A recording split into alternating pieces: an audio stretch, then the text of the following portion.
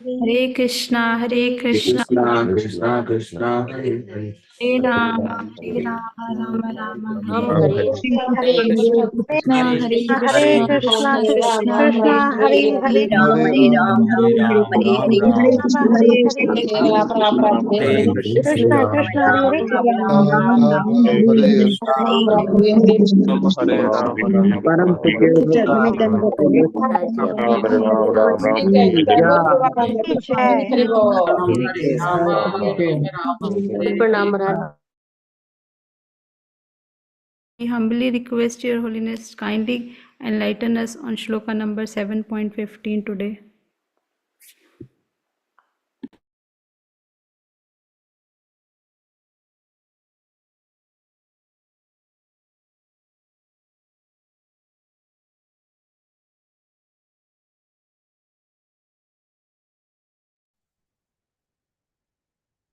Maharaj, you are on mute. Okay.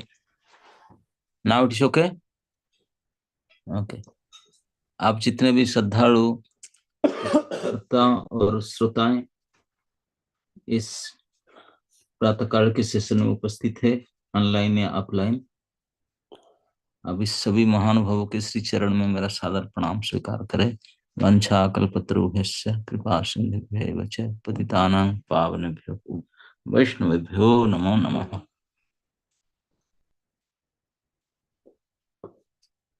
आज हमारा गीता की चर्चा है 7वां अध्याय की 15 नंबर श्लोक, जिसमें हमारे फाउंडर आचार्य ने 3 पेज पर पट लिखे।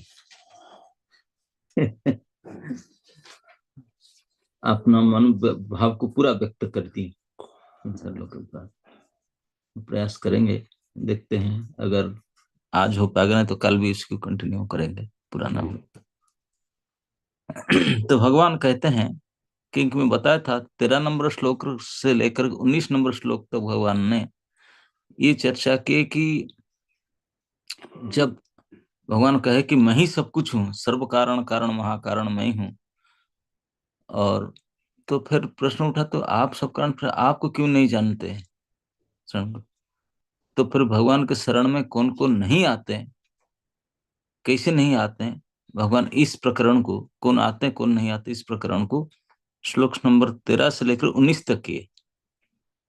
अब 13 में बोले कि माया में फंसे इसलिए नहीं आते हैं। 14 में बोले कि तो कैसे बचेंगे, फिर ना जो मेरा शरण में आएगा वो माया से बचेगा। तो बोले जब सभी को यही पता है कि आपके शरण में जाने से संसार दुख से बचेंगे, माया से बचेंगे, तो फिर चाहते क्यों नहीं? आप इतने से पढ़े लिखे पंडित सब सेब होते हैं, है ना? नहीं, मेलबर्न से भी आए हैं, तो फिर क्यों नहीं जाते? हाँ, एजुकेशन का परिवार है, एजुकेशनिस्ट है, फिर क्यों नहीं जाते? तो भगवान फिर ये श्लोक कहते हैं क्यों नहीं आते हैं। तो न मांग दुष्कृतिनो मूढ़ा प्रपद्यन्ते नराधमा माया अपहृत ज्ञाना आसुरं भावमाश्रिता। जो निपट मूर्ख है, जो मनुष्य में अधम है, जिनका ज्ञान माया द्वारा हर लिया गया है, तथा जो असुरों की नास्तिक प्रकृति को धारण करने वाले हैं, ऐसे दुष्ट मेरी शरण ग्रहण नहीं करते। भगवान गाली देते हैं उनको जो उनके शरण में नहीं आते। तो मैं चाहता हूँ मेरे पास आए और सुधरे सुखी हो, लेकिन मूर्ख आते ही नहीं, दुष्ट जन है।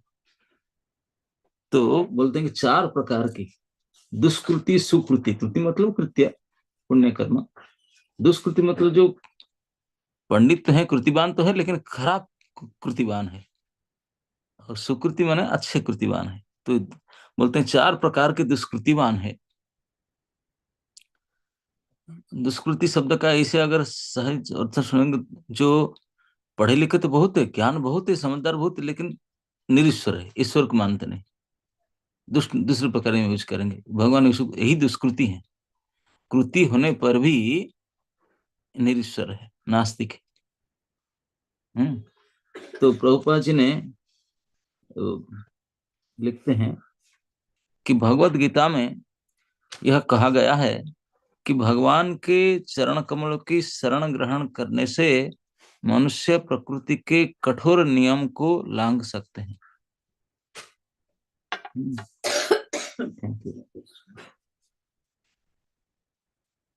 भगवान ने स्पष्ट रूप में भगवत गीता में कहे कि प्रकृति की नियम से सब कस करके बंधे हुए हैं और भगवान की चरण कमल में शरण ग्रहण करने से इस बंधन से निकल जाएंगे। तो यहाँ पर यह प्रश्न उठता है कि तो फिर विद्वान, दार्शनिक, वैज्ञानिक, व्यापारी, शासक तथा जनता के नेता सर्वशक्तिमान, इसलिए आपका नाम जोड़ा मैंने, सर्वशक्तिमान भगवान श्री कृष्ण के चरण कमल की शरण में क्यों नहीं जाते? ये सेंटेंस को ढंग से पढ़िए। उसमें प्रभुपाद कहते हैं, यदि यही स्पष्ट है कि आपके शरण लेने से कोई माया बंधन से मुक्त हो सकता है, संसार बंधन से मुक्त हो सकता है, तो फिर प्रश्न उठता है कि फिर जो संसार में विद्वान है, दार्शनिक है, वैज्ञानिक है, व्यापारी है, शासक है, जनता के नेता है, तो वो लोग सर्वशक्तिमान भगवान कृष्ण के चरण कमल में शरण ग्रहण क्यों नहीं करते? इसमें प्रभुपाद जी ने तो इतना लिखे, उसमें और जोड़े, जो कृष्णनिष्ठ है, जो और भी जो है संसार में मानते हैं कि हम कुछ जानते हैं, हम कुछ नॉट ऑर्डिनरी वेयर समथिंग, ऐसे जो मानने वाले हैं, तो फिर जो मानने वाले, जानने वाले, ये क्यों भगवान के शरण में नहीं जाते? ये प्रश्न करते। इतने आसान है, नजदीक आ जाए। आपको पीछे और एक क्वेश्चन है,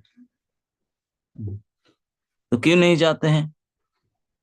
ये सब समझते, जानते, पढ़े लिखे, समझदार, तो क्यों नहीं ग्रहण करते शरण? तो कहते हैं कि बड़े बड़े जननेता विभिन्न विधियों से विभिन्न योजनाएं बनाकर अत्यंत धैर्य पूर्वक जन्म जन्मांतर तक प्रकृति के नियम से मुक्ति की खोज करते हैं। ऐसा नहीं कि नहीं चाहते। जननेता हैं, बड़े बड़े नेता जन्म जन्म तक विविध विधियों से योजना बना करके अत्यंत धैर्य पूर्वक प्रकृति के नियम से मुक्ति की खोज करते हैं। राष्ट्र करते हैं दुख से बचने के लिए खोज करते हैं, किंतु यदि वही मुक्ति भगवान के चरण कमलों की शरण ग्रहण करने मात्र से संभव हो जाए, तो ये बुद्धिमान तथा श्रमशील मनुष्य उस सरल विधि को क्यों नहीं अपनाते? क्लियर? इतने प्रकार क्या क्या करते हैं, खर्चीली काम, कितने परिश्रम करते हैं, और जो इतने simple, just take shelter of lord's feet, भगवान के शरण में आ जाओ, आसान से हो जाए, तो क्यों नहीं करते हैं ये बात? तो गीता उसका उत्तर स्पष्ट रूप से देते हैं। गीता मतलब भगवान कृष्ण, श्री कृष्ण अपने वक्तव्य स्पष्ट रूप से देते हैं कि क्यों नहीं आते हैं। कि समाज के वास्तविक विद्वान, नेता तथा जथा ब्रह्मा, शिव, कपिल, जैसे समाज में जो वास्तविक विद्वान है, कौन है ना? ब्रह्मा जी, शिव जी, कपिल मुनि, कुमार सनतादि कुमारगण, मनु, व्यास, देवल, आस्तिक, जनक, प्रहलाद, बलि तथा उनके पश्चात माधवाचार्य, रामानुजाचार्य, चैतन्य देव तथा बहुत से अन्य श्रद्धावान दार्शनिक, राजनीतिज्ञ, शिक्षक, विज्ञानी आदि हैं, जो सर्वशक्तिमान परम पुरुष के चरण में शरण ग्रहण करते हैं। इसलिए इतने सब करते हैं। हम देखते हैं दुनिया सृष्टि से आरंभ से अब तक कितने बड़े बड़े श्रद्धालु महापुरुषगण, जो महापुरुष तो बने, जो भगवान के शरण में गए, भगवान के शरणागत होकर के वही महात्मा महापुरुष बने, देवतुल्य व्यक्ति बने। तो शरण लेते हैं, किंतु जो लोग वास्तविक दार्शनिक या वैज्ञानिक या शिक्षक या प्रशासक आदि नहीं है, क्लियर, लेकिन ये तो सभी शरण लेते हैं। लाइन मता दे रामानुजाचार्य से लेकर के, मैंने ब्रह्मा शिव से लेकर के यहाँ तक जितने बड़े बड़े सब लेते हैं, लेकिन फिर भी कुछ लोग नहीं लेते हैं, उनके बारे में कहते हैं। किंतु जो लोग वास्तविक दार्शनिक नहीं है, जो वास्तविक विज्ञानी नहीं है, जो वास्तविक शिक्षक नहीं है, जो वास्तविक प्रशासक आदि नहीं है, किंतु केवल भौतिक लाभ के लिए ऐसा बनते हैं, to get some profit, name and fame, इसके लिए इसे पुष्प बनकर बनाकर बैठे कि हम ऐसे ऐसे हैं, लेकिन वास्तविक है ही नहीं ऐसा। वे परमेश्वर की योजना के या पथ को स्वीकार नहीं करते, ये परमेश्वर को मानते नहीं, स्वीकार नहीं करते। उन्हें ईश्वर का कोई ज्ञान नहीं होता, संसार के ज्ञान अच्छी तरह से रखते हैं, कहाँ लड़ाई झगड़ा होता है, क्या होता है, क्या करे, ईश्वर का कोई, ईश्वर को भी चिंता नहीं। उठ उठ करके टीवी चला चला कर क्या समाचार, उसी को देखते रहेंगे, बोलेंगे हाँ दुनिया के सब सीनियर सिटीजन है, हमारा काम है समाचार देखना, ईश्वर के बारे में कुछ नहीं सुनेंगे, ना ना ना, बोले इसके लिए टाइम नहीं हमारे पास, शाम को कथा होता है, सुबह भी कथा होती है, ये सब काम में टाइम नहीं, समाचार हम उठते ही पेपर पढ़ेंगे, नहीं तो टीवी में देखेंगे आज के करंट समाचार, सारे कचड़ा उसी को देखेंगे, लेकिन ये दिव्य उसको नहीं सुनेंगे, इसी को कहते हैं। क्योंकि भौतिक लाभ के लिए ऐसा बने हैं, वास्तविक उनका कोई ज्ञान नहीं है, उन्हें ईश्वर का कोई ज्ञान नहीं होता, वे अपने सांसारिक योजनाएं बनाते रहते हैं और संसार की समस्याओं को हल करने के लिए अपने व्यर्थ प्रयासों के द्वारा स्थिति को और जटिल बना लेते हैं। समझ में आ रहा है? वो अपने सांसारिक समस्या को हल करने के लिए व्यर्थ प्रयास करते हैं और प्रयास से सफल कभी नहीं होंगे, और प्रयास करके क्या करते हैं, जो समस्या उसको और जटिल कर देते हैं। समझ आ रहा है? और जटिल करते हैं और फंस जाते हैं, जटिल बना लेते हैं। क्योंकि भौतिक व्यक्ति इतनी बलवती है, भौतिक शक्ति इतनी बलवती है, इसलिए यह नास्तिकों की अवैध योजनाओं को प्रतिरोध करती है और योजनाओं आयोगों के ज्ञान को ध्वस्त कर देती है। उनको पता नहीं कि भौतिक ये मटेरियल एनर्जी सो पावरफुल, भौतिक शक्ति को आप लोग को पता है कि नहीं? जब एक श्रीमती इंदिरा गांधी थे प्राइम मिनिस्टर से 2-3 बार, उनके भी एक सुपुत्र, उन्हें प्रधानमंत्री हुए थे कुछ दिन के लिए। उन्होंने एक प्लान बनाया था 20 वर्षीय योजना, बोले हम पूरा राम राज्य कर डालेंगे। यार 20 साल की योजना बनाया था उन्होंने, प्लानिंग कमीशन, 20 साल में क्या क्या होगा, क्या क्या होगा, 2 महीना तक टिके नहीं। ये सारे योजना, प्लानिंग कमीशन, कमिश्नर अपॉइंटमेंट पड़ी थी। इसी को कहते हैं कि ये सब, इसलिए यह नास्तिक अवैध योजना के प्रतिरोध, भौतिक शक्ति उनको ध्वस्त कर देता है। उनकी योजना के प्रतिरोध करती है, और योजना आयोगों को, आयोग मतलब कमीशन, प्लानिंग कमीशन को, ज्ञान को ध्वस्त कर देती है। वही हुआ, वो भी गए, उनका कमीशन, उनका ऑफिस, सब करोड़ रुपया खर्चा कर सब किए, सेटिंग सब खत्म, 1 मिनट में सुना। आपको तो पता है, माला पहना रहते, वही हरी बोल हो गए। इतनी बड़ी प्लानिंग किए थे 20 साल की, 20 वर्षीय योजना, कोई 5 वर्ष 10 वर्ष, लेकिन प्रभु जी ऊपर बैठे, अब बड़े हैं ना, तो अभी तो फिर ठीक है। हरे कृष्ण। तो नास्तिक योजना निर्माताओं को यहाँ पर दुष्कृति ना कहा गया। तो प्रभुपाद कहते हैं दुष्कृति शब्द का क्या है अर्थ? दुष्कृति का कौन है ना? जो नास्तिक लोग योजनाएं बनाते हैं, बहुत प्लान बनाते हैं। नास्तिक समझते ना, जो ईश्वर में विश्वास नहीं रखते, ईश्वर को नहीं मानते, बाकी सबको मानते हैं, ठीक, ईश्वर पता नहीं, सब विज्ञान है, ज्ञान है, प्रकृति है, ईश्वर को नहीं मानते, वो लोग योजना बनाते हैं। ऐसे नास्तिक योजना निर्माताओं को यहाँ पर दुष्कृति ना कहा गया है, जिसका अर्थ है दुष्ट जन, दुष्ट व्यक्ति है। दुष्ट व्यक्ति कौन है? जो ईश्वर को नहीं मानता, नास्तिक है। कृति का अर्थ है पुण्यात्मा। और नास्तिक योजना निर्माता कभी कभी अत्यंत बुद्धिमान और प्रतिभाशाली भी होता है। नास्तिक योजना निर्माता वो कभी कभी प्रतिभाशाली होता है, विद्वान भी होता है। क्योंकि किसी भी विराट योजना के लिए, चाहे वह अच्छी हो या बुरी हो, कोई योजना खराब हो या अच्छा हो, बुद्धि की आवश्यकता तो होती है। और क्या, आतंकवादी क्या कम इंटेलिजेंट होते हैं? भले किसी को मारने के लिए प्लान करते हैं, चोर भी क्या बड़ी इंटेलिजेंट होते हैं, पूरा पता लगाते हैं पुलिस में कौन है, क्या नेचर है कि नहीं, वेरी इंटेलिजेंट। तो ही बोलते हैं कि नास्तिक योजना निर्माता कभी कभी अत्यंत बुद्धिमान और प्रतिभाशाली भी होते हैं, क्योंकि किसी भी विराट योजना के लिए, चाहे वो अच्छी योजना हो या बुरी योजना हो, बुद्धि की आवश्यकता तो होती है, बुद्धि की आवश्यकता होती है। लेकिन नास्तिक की बुद्धि का प्रयोग परमेश्वर की योजना को विरोध करने में होता है। नास्तिक लोग क्या करते हैं? ठाकुर जी के प्लानिंग को विरोध करते हैं, ठाकुर जी की इच्छा जो आदेश जो है उनके अगेंस्ट में जाते हैं। बोले ये क्यों? हम ऐसा करें, हम ऐसा करें। आप सुने होंगे रामायण में वर्णन आता है, रावण ने इतने त्रिलोक विजय करके इतने स्वर्ण लंकापुरी बनाकर इतने रिच, इतने वेल्दी और इतने पावरफुल हो गया कि उन्होंने एक योजना बनाया था। क्या मालूम है? सीढ़ी बनाएगा, स्टेप्स, स्टेयरकेस, धरती से स्वर्ग तक स्टेयरकेस बनाएगा। बोले वो शुरू कर देता काम, ऐसा नहीं, कंस्ट्रक्शन स्टार्टेड, ऑलरेडी सब काम लगा दिया था, शुरू होता कुछ कुछ सीढ़ी काम लगा था। तो घोषणा क्या था कि जल्दी जल्दी उसको कंप्लीट करना है और स्वर्ग तो बना करके जितने राक्षस सब जाएंगे, जितने देवता सब नीचे आएंगे, जितने पापी लोग है वही जाएंगे स्वर्ग, जितने पुण्य करते हैं यही जाएंगे नरक। ये क्या था?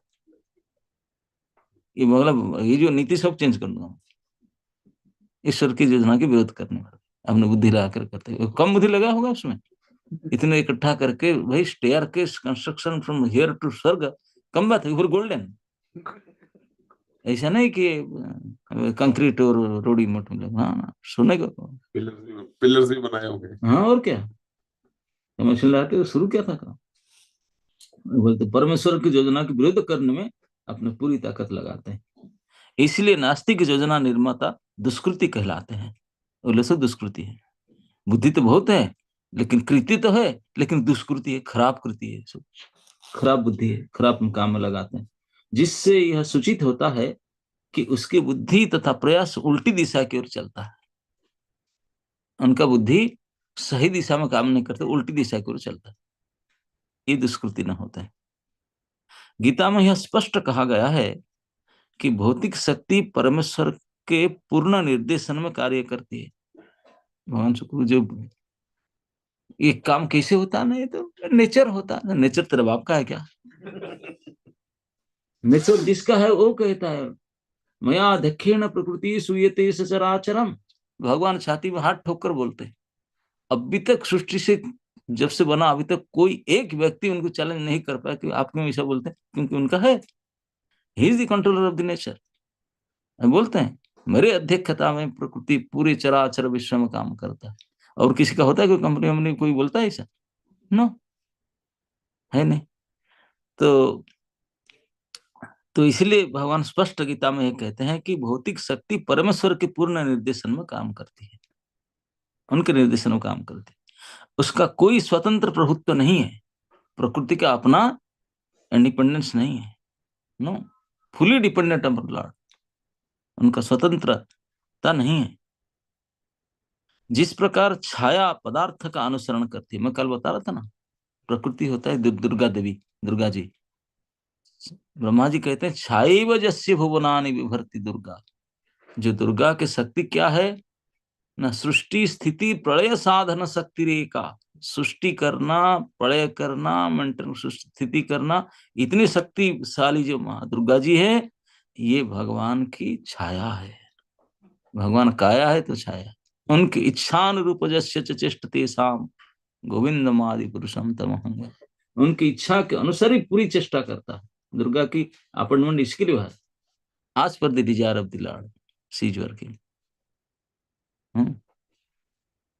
तो छाया की जैसा अनुसरण करती है, उसी प्रकार यह शक्ति भी कार्य करती है। भौतिक शक्ति कार्य करती भगवान की इच्छा के अनुसार। तो यह भौतिक शक्ति अत्यंत प्रबल है और नास्तिक अपने अनिश्वरवादी स्वभाव के कारण यह नहीं जान सकता कि यह किस तरह कार्य करती है। वो समझ नहीं पाते, इतने पावरफुल एनर्जी से बोलते हैं नहीं, उनका ऊपर कुछ नहीं, काम करती है, लेकिन उसके विषय को नहीं समझ पाते। ना ही वह परमेश्वर की योजना को जान सकता है, ना परमेश्वर को जानते हैं, ना परमेश्वर को प्लानिंग को जानते हैं। मोह तथा रजो एवं तमोगुण में रहकर उसकी सारी योजनाएं उसी प्रकार ध्वस्त हो जाती है जिस प्रकार भौतिक दृष्टि से विद्वान, वैज्ञानिक, दार्शनिक, शासक तथा शिक्षक होते हुए भी हिरण्यकशिपु तथा रावण की सारी योजनाएं ध्वस्त हो गई थी। ये देना उदाहरण, ये तो बड़े बड़े भौतिकवादी थे रावण और हिरण्यकशिपु, आजकल तो ऐसा बनना संभव ही नहीं, स्वप्नों में सोच नहीं सकते, इतने पावरफुल कोई बन नहीं पाएंगे। लेकिन फिर भी जो थोड़े बहुत पावरफुल है, वैज्ञानिक, दार्शनिक, शासक, शिक्षक, नेता, ये सब उन्हीं के फॉलोअर है। हिरण्यकशिपु और रावण की पार्टी वाले हैं। तो उनके जैसे उनके जो जना ध्वस्त हुआ था, ये ध्वस्त हो जाए, उनका तो थोड़ा जरूर टिका था, उनका तो उससे पहले खत्म हो जाएगा। ये दुष्कृति या दुष्ट 4 प्रकार के होते हैं जो भगवान के शरणों में इस प्रकार दुष्कृतिवान, जो दुष्ट लोग 4 प्रकार के होते हैं, जिनका वर्णन नीचे दिया गया जाता है। अब जो भगवान 4 प्रकार लोग उनके शरणागत नहीं होते हैं, उसको प्रभावित लिखते हैं। नंबर 1, मूढ़। मूढ़ किसको बोलते हैं ना? मूढ़ वे है जो कठिन श्रम करने वाले भारवाही पशुओं की भांति निपट मूर्ख होते हैं। निपट मूर्ख होते हैं। भारवाही पशु तो गधा होता है और क्या, अच्छा। बोलते हैं जो कठिन परिश्रम करने वाले भारवाही पशुओं की भांति निपट मूर्ख होते हैं, वे अपने श्रम का लाभ स्वयं उठाना चाहते हैं। परिश्रम करके फायदा खुद लेना चाहते हैं, श्रम का उठाना चाहते हैं। अतः वे भगवान को उससे अर्पित करना नहीं चाहते, भगवान को देना नहीं चाहते हैं, स्वयं भोगना चाहते हैं। ये भारवाही पशु का उपयुक्त उदाहरण गधा है।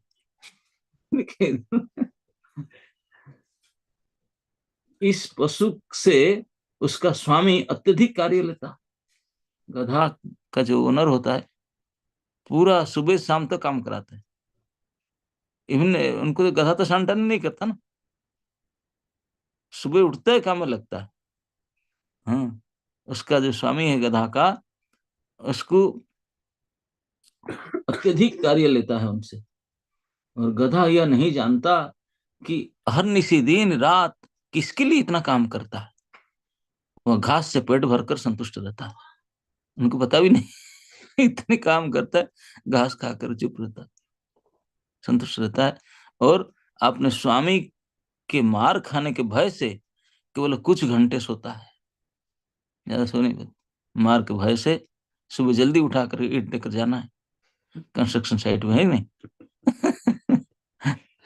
आप लोग जाते हैं, हम तो 4 धाम यात्रा में जाते हैं, वहां सुबह 4:30-5 बजे गधे को लेकर आते हैं, बैठा कर लेकर जाने के लिए।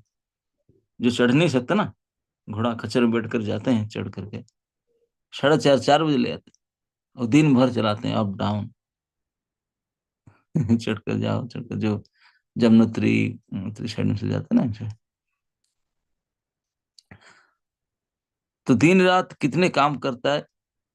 अपने स्वामी से मार खाने के भय से केवल कुछ घंटे सो पाता है, और गधी से बार बार लात खाने के भय के बावजूद भी अपनी काम तृप्ति पूरी करता है। कभी कभी गधा कविता करता है और दर्शन बधारता है, किंतु उसके रेंकने से लोगों की शांति भंग होती है।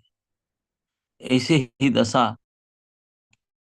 जो आजकल के साउंड फाउंड बजाते ना जी, बाजी पते डीजे, लोगों का शांति भंग होता है, कान फटता है।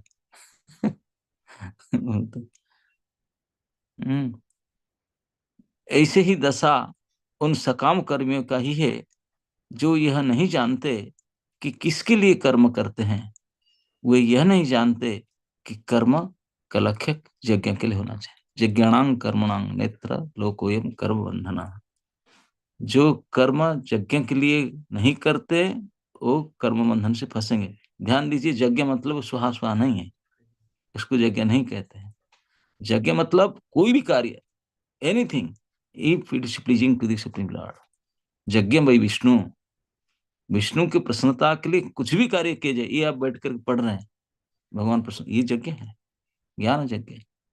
यस, प्रचार कर कौन किसी भी प्रकार कार्य जिसके द्वारा भगवान को प्रसन्न किया जाता है उसको कहा जाएगा यज्ञ।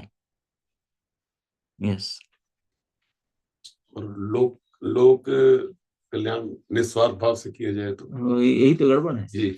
ये नहीं है यज्ञ ना। परमेश्वर की शांति वो यज्ञ है, क्योंकि पेड़ के जड़ है, जगत के जड़ है भगवान, उनको प्रसन्न करने से जगत के कोने कोने अणु परमाणु तक प्रसन्न हो जाएंगे। और हम ऊपर से जा जाकर पत्ते में, फूल में, शाखा में पानी डालने से होगा क्या काम? नहीं होगा। हम लोग यही करते हैं। मानव सेवा को माधव सेवा मानते हैं, लेकिन ये नहीं जानते माधव सेवा से मानव सेवा हो। ये मिसअंडरस्टैंडिंग, उल्टी बात है। तो वो ये नहीं जानते हैं कि कर्म किसके लिए होते हैं, यज्ञ के लिए होता है। ऐसे लोग जो अपने द्वारा उत्पन्न कर्म के भार से दबे रहते हैं, यह प्राय कहते सुने जाते हैं कि उसके पास अवकाश नहीं है कि वे जीव की अमरता के विषय में सुने। प्रभुपाद कहते हैं कि इस प्रकार लोग जो बिजी रहते हैं अपने काम में, वो प्राय कहते सुनते आता है कि मेरे पास टाइम नहीं है सब सुनने के लिए। जीव का अमरता के बारे में सुनने के लिए मेरे पास टाइम नहीं। जीव की अमरता मतलब हम लोग जीव नहीं, जीवात्मा, वो तो वास्तविक अमर है। शरीर मरता है, जीवात्मा अमर है, लेकिन इसके बारे में सुनने के लिए मेरे पास टाइम नहीं। ऐसे मूढ़ के लिए नश्वर भौतिक लाभ ही जीवन के सब कुछ होता है। इनके मूर्खों के लिए नश्वर मतलब टेम्पररी, जो अभी आया और खत्म होने के लिए आया, जाने के लिए आया, इसको नश्वर बोलते हैं। ऐसे मूढ़ों के लिए नश्वर भौतिक लाभ ही जीवन का सब कुछ होता है, भले ही हुए अपने श्रम फल के एक अंश का ही उपभोग कर सके। समझ में आ रहा क्या बोलते हैं? बोलते हैं कि वो परिश्रम तो करते हैं और अपने फल को भोग करना चाहते हैं। कौन सा फल? ना नश्वर, जो रहने वाला है नहीं, ना खुद रहेंगे, ना फल रहेगा, ना कुछ नहीं रहने वाला है। लेकिन वो भोग भी कर पाते हैं, बोले 1% भोग पाते हैं। सब तो बैंक में रहता है, मर करके बैंक छोड़ कर जाते हैं, वो भोग नहीं पाते। बोले जो इतने कठिन परिश्रम कर कमाते हैं, वो खुद नहीं भोग पाते ना। एक बार उसका पर चर्चा हुआ था बड़े विद्वानों ने बैठकर, बोले व्यक्ति का अपना धन कौन सा, किसको बोल सकते कि मेरा है? बोले जो कमाते है। बोले कमाते तो बैंक में रखता है, उसका होता तो लेकर जाता, लेकर नहीं जाता। बोले परिवार को क्या पता, परिवार को मिलता है कि और किसी को जाता है।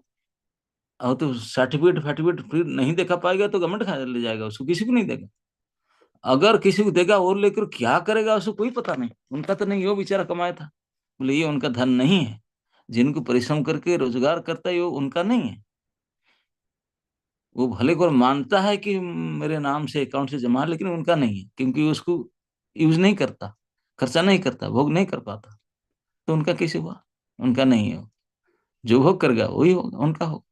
बोला अच्छा ना, उनका नहीं। फिर कौन सा धन उनका है? तो बोलते घर में रखता है। बोले घर में रखता है, उसको भोग नहीं करेगा, वो भी उनका नहीं है। जो जो भोग करेगा उनका होगा। चाहे बैंक में रखो, गड्ढा में रखो, अलमीरा में रखो, जब उसको you are not using for our self, वो अपना नहीं। जो किसी का होगा कि चोर ले जाए, कोई ले जाएगा, जिसका हो वही ले जाए, हमारा नहीं है। तो फिर बोले हम खर्च कर हम खा लेंगे, डेली पनीर सब्जी और क्या क्या बनाकर खा लेंगे, खा लेंगे। बोले खा लेने शरीर को बढ़ाने से भी वो भी अपना धन नहीं। बोले क्यों? बोले उसको तो गिर श्रृंगार वो लोग बोले हट्टा कट्टा हम खाएंगे वो 4-6 महीना उसको, क्योंकि शरीर शरीर तो अपना ही नहीं। शरीर अपना कवर है, कैरी बैग है, हम तो शरीर ही है। तो शरीर जितना मोटा तगड़ा होता है, वो तो सियार कुकुर गीद ये सब खाएंगे उसको। बोले उनका धन है वो सोचेंगे बोले कितना हट्टा कट्टा है, हमारा चलेगा 4-6 महीना, वो देखकर सोचते हैं। हाँ, बोले वो धन आप जो आपके लिए खाते, शरीर के लिए भी खाते, वो भी आपका नहीं हो तो उनका होगा। तो चर्चा करते फिर अपना है कौन? जो कमाता हूँ, जो रखता हूँ, जो खाता हूँ, कोई मेरा नहीं तो मेरा क्या है? बोले मेरे कहने के लिए धन केवल इतना है, जिस धन को तो आपने पकड़ कर किसी सत्कर्म में दे दिया, उसमें लिखा जाए कि प्रभु ने उनका धन वो दिया, बस इतना ही है। और वो भी अगर पता चल गया दूसरे को, वो भी खत्म हो जाए, ताली मार देंगे माला पहना, उसी में खत्म हो जाए, उसका रुति नहीं जाएगा। बोले ही है अपने धन, जिसमें अपना सत्य रहता है कि यस आई हैव गिवन, और उसको भी मानेंगे कि हाँ उनका दिया। बाकी किस चीज को अपना नहीं माना जा सकता। तो इसी को कहते हैं इधर कि जो नश्वर सम के लिए केवल काम करते हैं, कभी कभी वो लाभ के लिए रात दिन नहीं सोते, भले ही उनके आमाशय में व्रण हो जाए या अपच हो जाए, वे बिना खाए ही संतुष्ट रहते हैं। वे मायामय स्वामी के लिए लाभ हेतु दिन रात अहर्निशि काम में व्यस्त रहते हैं।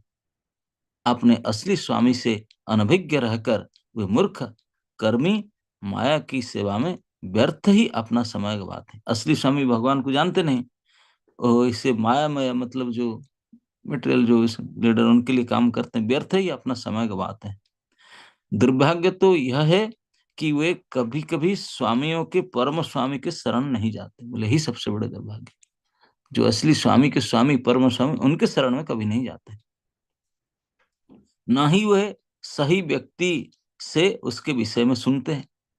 ना भगवान के शरण में जाते हैं परम स्वामी के, ना भगवान के बारे में सही सोर से सुनते हैं। यदि कोई सुनते हैं गलत सुनते हैं, न्यूज़पेपर से टीवी से इसे सुनते हैं, सही सोर से इसी को बोलते हैं। नहीं वे सही व्यक्ति से उसके विषय में सुनते हैं, ना सुनने में कोई समय लगाते हैं।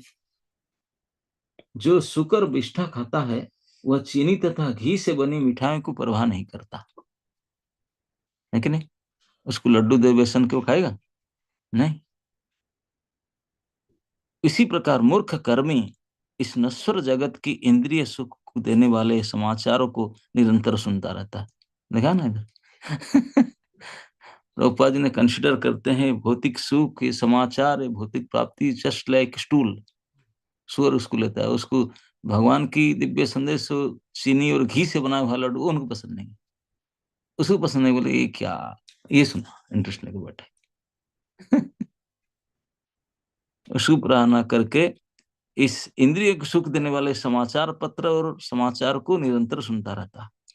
किंतु संसार को गतिशील बनाने वाले शाश्वत जीव शक्ति, जिसके कारण संसार चलता है, किसके कारण? जो पराशक्ति जीवात्मा, अगर वो ना हो ना शरीर चले ना संसार चले, उसके बारे में कोई ज्ञान ही नहीं, नो कोई अंडरस्टैंडिंग नहीं है। जो संसार को चलाता है जो पराशक्ति होता है जीव शक्ति, अगर वो जीव शक्ति ना हो तो संसार चल नहीं सकता। सब कुछ होते हुए जीवित शक्ति ना हो तो कैसे चलेगा संसार?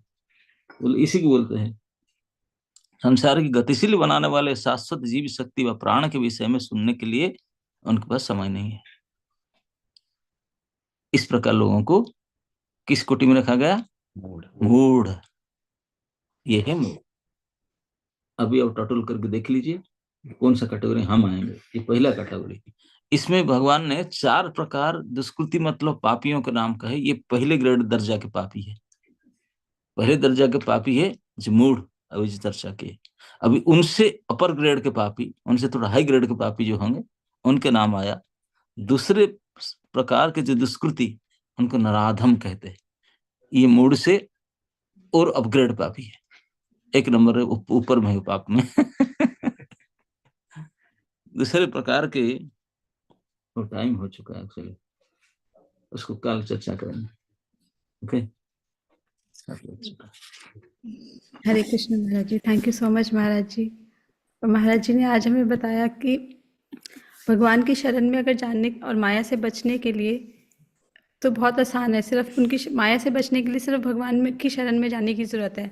तो भगवान ने इस श्लोका नंबर 13 से 19 तक बता रहे हैं कि उनकी शरण में कौन जाता है कौन नहीं जाता। तो महाराज जी ने बताया इस श्लोका में 4 ऐसे प्रकार के दुष्ट व्यक्ति हैं जो भगवान की शरण में जाना ही नहीं चाहते।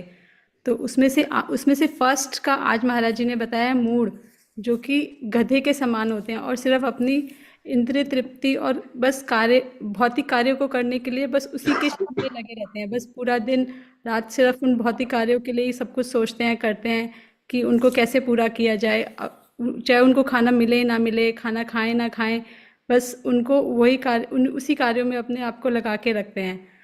तो आज हमें इसको सुन के आज मुझे ऐसा लगा कि ये तो मैं भी इसी कैटेगरी में हूँ, जो कि मतलब श्रवण की तरफ कोई ध्यान नहीं है, भगवान की तरफ कोई ध्यान नहीं है, बस उस अपने मटेरियल चीज़ों में ही लगे रहते हैं, बट महाराज जी की कृपा है कि वो हमारे पास आके हमें सुनाते हैं कि ये इन सब चीज़ों से निकलना है बाहर, ये सब कुछ करने से कुछ नहीं मिलेगा। असली वास्तविक जो हमारा लक्ष्य है इस जीवन का, वो हम ये सब करके नहीं प्राप्त कर सकते। So thank you so much Maharaj ji for realising this to us. So अब बाकी 3 जनों के बारे में हम कल सुनेंगे, तो और पता लगेगा कि हम किस कैटेगरी में फॉल करते हैं। So let us all express our deepest gratitude to Maharaj ji by chanting 3 times Hare Krishna महामंत्र। हरे कृष्णा हरे कृष्ण कृष्ण कृष्ण हरे हरे राम राम राम हरे राम राम राम हरे कृष्णा कृष्ण कृष्ण हरे हरे हरे राम हरे राम हरे राम हरे राम राम राम हरे राम हरे कृष्ण कृष्ण हरे हरे राम राम राम हरे श्री भक्ति ऐसे वैष्णव भक्ति वैष्णव स्वामी धन्यवाद की जय। हरे कृष्ण। तो अभी हम